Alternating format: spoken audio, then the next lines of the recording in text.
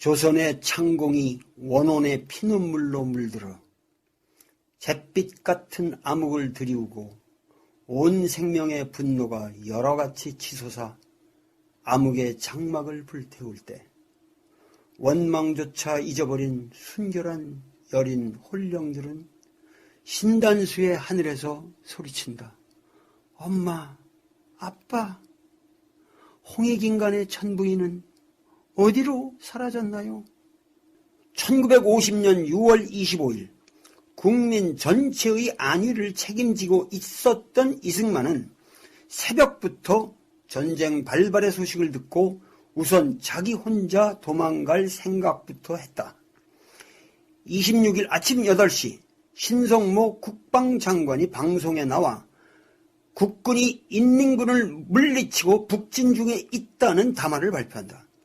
그런데 27일 새벽부터 비상국무회의가 열렸지만 이승만은 회의에 참석조차 하지 않았고 열차편으로 이미 몰래 서울을 빠져나가고 있었다. 그는 대전 도피에 관해 강요는 물론 국회의원 하물며 육군본부에까지도 알리지 않았다. 그런데 이승만은 대전에 도착하자마자 곧 특별 담화를 녹음한다. 27일 오후 9시부터 서울중앙방송국에서 전파를 타고 전 국민에게 전달되었다. 우리 국군이 용감하게 적을 물리치고 있습니다. 국민과 공무원은 정보 발표를 믿고 동요하지 마십시오. 나 대통령 본인도 서울을 떠나지 않고 국민과 함께 서울을 지키고 있습니다. 생 거짓말이었다. 이날 정은국 장교의 말만 믿은 모윤숙은 밤늦게까지 가두 선전 방송을 하고 다녔다. 이승만의 파렴치한 만행은 여기서 끝나지 않는다. 28일 새벽 2시 30분 아무 예고도 없이 한강대교를 폭파시켜버렸다. 사전 통보나 통제가 없었기에 50대 이상의 차량이 물에 빠지고 그 다리를 건너가던 시민 500여 명이 폭사하였다. 군사 전략적으로 볼 때도 이것은 터무니없는 실수였다. 서부 전선에 배치되었던 우리 국군이 퇴로를 차단당하고 와해, 희생된 것이다. 이승만은 7월 1일 대전에서 또다시 도망갈 때에도 목포로 가서 부산으로 배를 타고 갔다. 경부 가도가 이미 위험하다는 판단 때문이었다. 이승만은 전 서울 시민을 서울에 가두어 놓고 자기 혼자만 살 생각을 했다.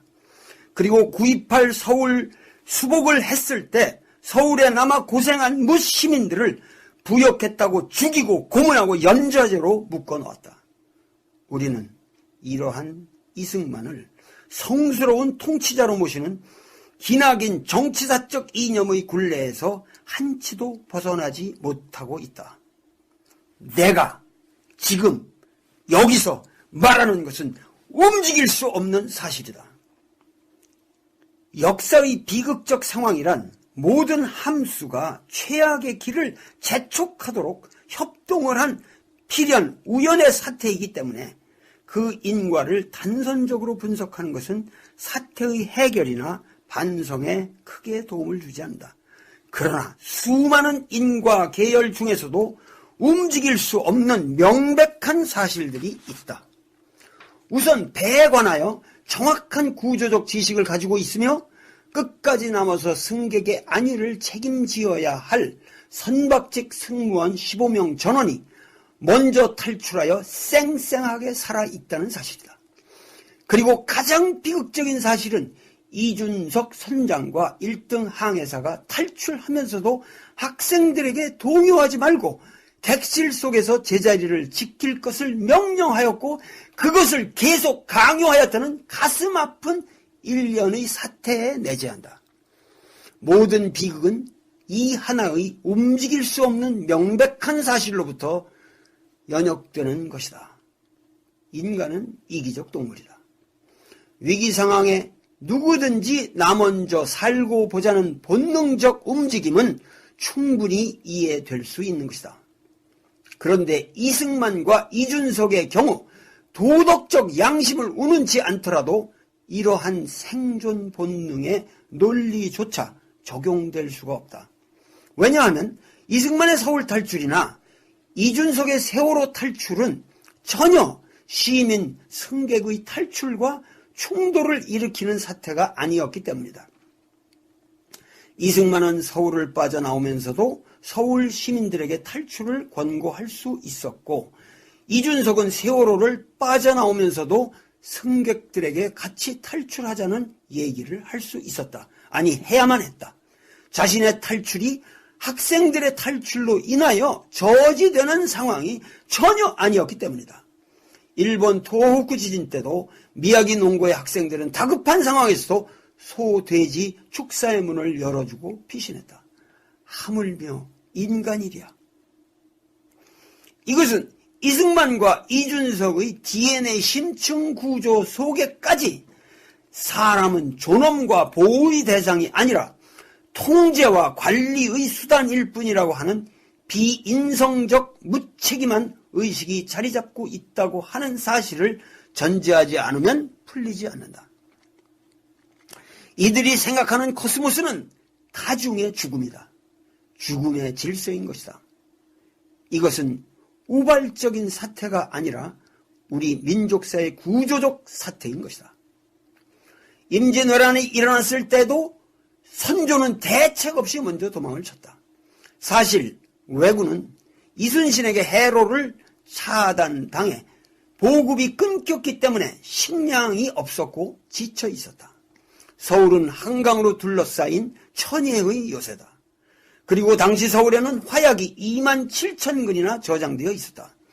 한강의 대형 수송배들과 지형을 활용하고 강북 강변에 군사를 배치하여 대처했더라면 왜군의 도강을 쉽사리 막을 수 있었다. 그러나 선조는 가마를 메어줄 사람도 없어 우중의 말을 타고 쫄쫄이 비 맞고 굶으면서 북상에 북상을 거듭했다. 그러면서 이승만처럼 자기가 건넌 임진강변의 건물과 배는 다 태워버렸다. 한번 생각해보라. 그가 의주까지 도망갈 때 그의 말을 이끌었던 말단관리 리마와 임난을 승리로 이끈 불세출의 영웅 이순신 장군의 두 사람의 공헌을 평가할 때 누굴 더 높게 평점했을까? 외란이 끝나고 전체 훈공을 평가하는 자리에서 선조는 이순신이 일적추의 목도 베지 못했고 일적진도 함락시키지 못했다고 쌩 거짓말을 하면서 외란을 토평한 것은 오로지 자기가 의주에서 요청하여 온 천병 덕분이라고 말한다.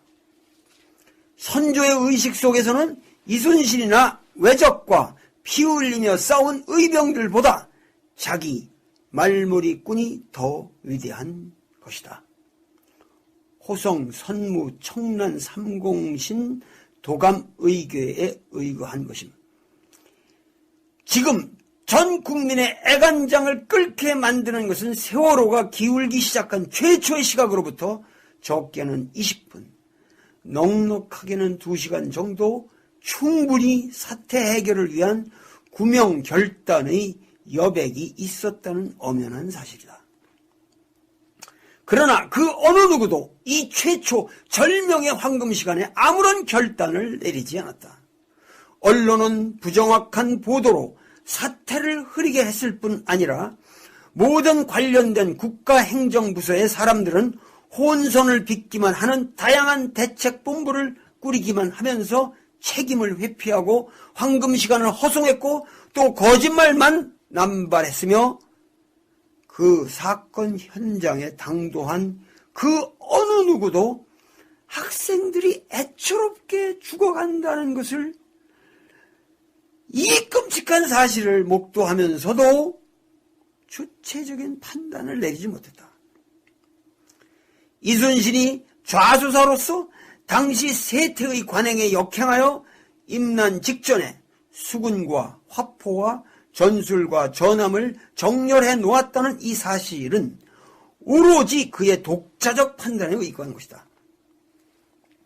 이러한 이순신에게 선조는 원균의 모함을 빌미로 종적죄를 씌워 서울로 끌어올리자마자 심한 고문을 가했다. 삼도 수군 통제사로서 5년 동안 나라를 구한 명장을 함부로 나복한 것이다. 이순신은 노량해전에서 전사할 때까지도 그 지독했던 고문의 후유증에 시달렸다. 우리 역사는 구조적으로 책임을 질 줄 아는 결단의 인물을 키우지 않았다. 호골이란 성군 문왕의 다스림이 없이도 태어난다고 맹자가 말한 그 리더십의 주인공들에게 경의를 표하지 않았다. 오로지 민중의 직감적 판단 속에서만 우리 사회의 정의는 지켜져 내려온 것이다. 이러한 사태는 현재 우리가 살고 있는 이 시대의 역사가 총체적 부실 속에서 결정권자가 부재한 상태로 표류하고 있다는 사실을 입증하고 있는 것이다. 그 총체적 부실의 주체는 다름 아닌 박근혜 정부이다. 그리고 이 박근혜 정부의 구조적 죄악의 책임은 궁극적으로 모두 박근혜 본인에게 돌아간다. 세월호 참변의 전 과정을 직접적으로 총괄한 사람은 박근혜 한 사람일 수밖에 없다. 그의 정부의 사람과 이념, 그 모든 것이 박근혜가 창조한 것이다. 그만큼 통치의 정점은 국가의 안위에 막중한 영향을 끼친다. 그런데도 박근혜는 진심 어린 전면적인 사과의 한마디도 없었다. 과거의 황제인 한나라의 문제조차 불상사가 일어날 때마다 거느리고 있는 신하를 탓하지 않고 자기가 국민 앞에 직접 사죄했다. 맹자는 통치자가 진정 생도의 원리를 가지고 다스리면 죽는 사람도 죽음을 원망치는 않는다고 했다. 그러나 현 정부는 사도의 원리로서 죽음의 길의 원리로서 생사람까지 죽이고 있다. 이 불상사는 99.99%의 대중을 희생시켜 0.01%의 부귀 권세가들을 봉양하려는 이명박 정부 이래의 줄기찬 신자유주의적인 정책 기조가 교육, 경제, 정치, 행정, 법률, 문화 전반에 끼친 영향이 만들어낸 것이다. 세월호의 실소유주 유병헌은 이윤 극대화를 위하여 승객을 짐짝화한 것이다. 유병헌은 종교적 허세를 빙자하여 선량한 시민을 포갑하며 폭리를 취하는 데만 혈안이 되어 있었던 것이다. 이 사회의 주류 언론들이 이 기회에 박근혜 대통령이 책임 소재가 있는 모든 행정조직 또 세모, 청해진과 같은 음흉한 범죄기관을 발본색원해야 한다고 과격한 주장을 펴지만 이것은 사태의 본질적 해결이 아니다.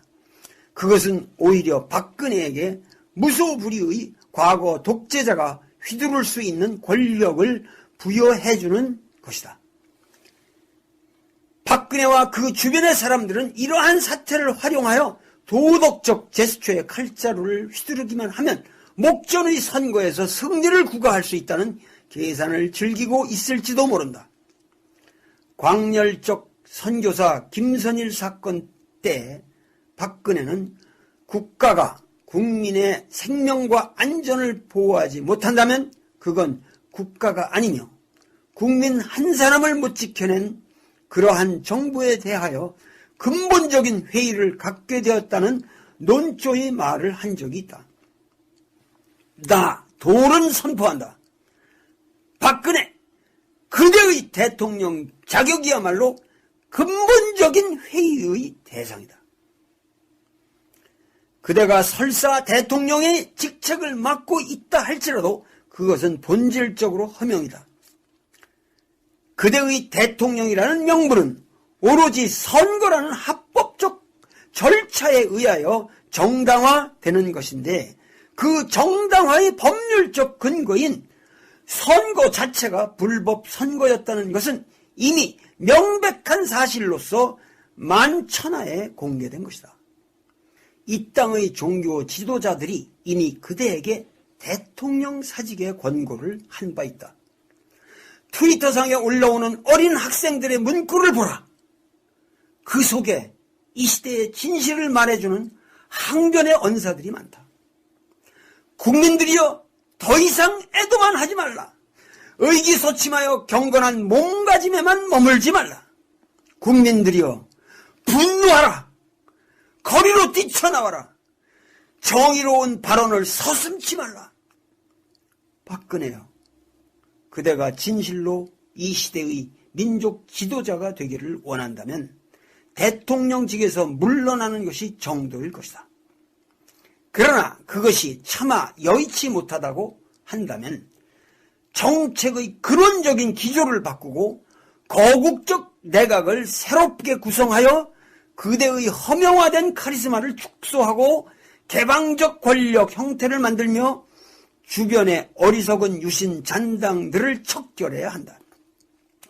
그들은 통치 능력이 부재한 과거의 유물이라는 사실이 이미 명백하게 드러났다. 그대의 양신은 민족이다. 부자만 옹호하는 현 정부의 가치관이 빚어낸 부패와 무능, 협잡과 유착의 고리들이 우리 사회를 휘덮어 악취를 풍기고 있다. 대통령의 사과는 언변이나 몸짓, 슬픔을 가장하는 표정이 아니다. 그것은 사회의 시스템과 가치관을 근원적으로 변혁하는 것이다. 정치란 다양한 요소들이 합생하여 새로움을 창출하는 과정이다. 그대는 결코 우리 사회의 새로운 기폭을 창조하지 못했다. 규제를 왜 푸는가? 그대의 규제 풀음은 가진 자를 위한 것이다. 그대가 풀어야 할 규제는 사상 통제의 규제이며 언론의 규제이다. 유통을 장악하고 골목 상권까지 독점하는 모든 대자본에 대하여 규제를 강화하라. 중소자영업자들의 생활세계를 보호하라. 이것이야말로 민중의 갈망이다. 언론을 바로 세워라. 그대는 국가 개조를 말했다. 그러나 그대가 중심이 된 국가 개조는 악순환만 초래한다. 이 사태를 해결하기 위한 시스템의 근원적 변화는 그대의 시녀가 되어버린 검찰이나 행정체계가 중심이 되는 것이 아니라 보편적 원칙에 따른 국민적 합의가 창출한 새로운 기관에 의하여, 다시 말해서 국민이 주체가 되어 국민 스스로의 미래를 개혁해 나가는 과정을 그대가 적극 도와주는 그런 변화이어야 한다. 동무 이재만은 말했다. 투연진릉 이상의 대환이 없고 호연 낙선 이상의 대약이 없다. 맹자는 호선하는 것 하나만으로도 천하를 다스리기에 넉넉함이 있다 했다. 호선이란 낭문고원이다. 쓴 말을 듣기를 사랑한다는 뜻이다.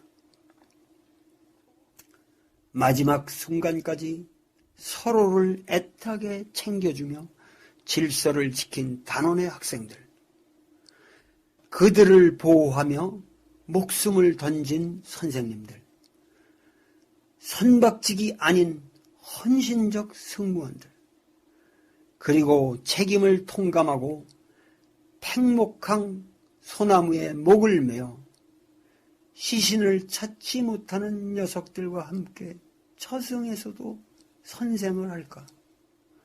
라는 유서를 남기고 선비답게 자결하신 강민규 교감님.